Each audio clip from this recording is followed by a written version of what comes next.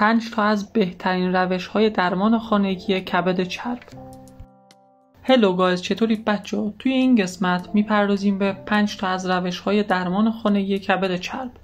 کبد چرب یکی از مشکلات رایج جامعه ما هستش که با تغییرات سبک زندگی و رژیم غذایی نامناسب به وجود میاد. با استفاده از روش‌هایی که داخل ویدیو بهتون میگیم میتونید که با استفاده از اونو کبد چرب خودتون رو داخل خونه درمان بکنید.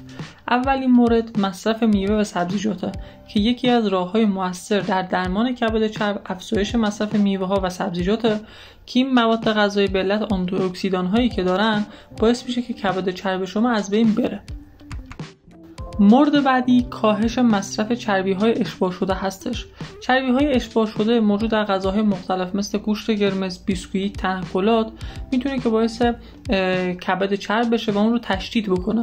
پس بهتون توصیه میشه که اگر که از این مواد استفاده میکنید کلاً بذارید کنار و سعی بکنید که یک رژیم غذایی مناسب داشته باشید.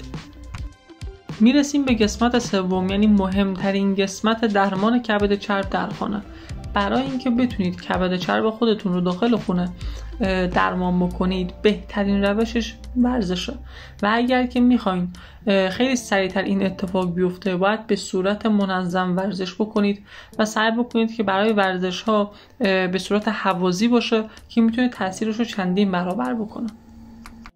بر اساس مقالات 2023 مصرف چای سبز میتونه که باعث کاهش کبد چرب بشه و به شما کمک بکنه که از کبد چربتون کلا رها بشید و این مشکلتون رو برطرف بکنید. پس حتما بهتون پیشنهاد میکنم که روزانه 2 الی 3 فنجان چای سبز مصرف بکنید که این مشکلتون برطرف بشه.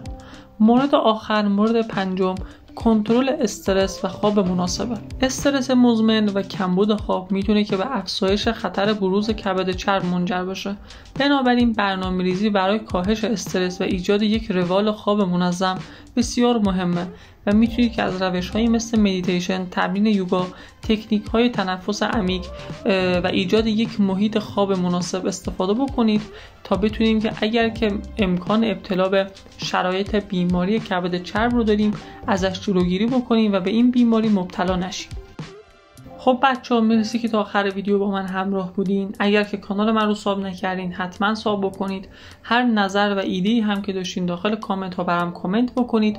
حتما کامنت هاتون رو میخونم و سعی بکنیم که همه اطلاعات سلامتیمون رو با کمک هم بیشتر بکنیم تا بتونیم یک جامعه سالم داشته باشیم.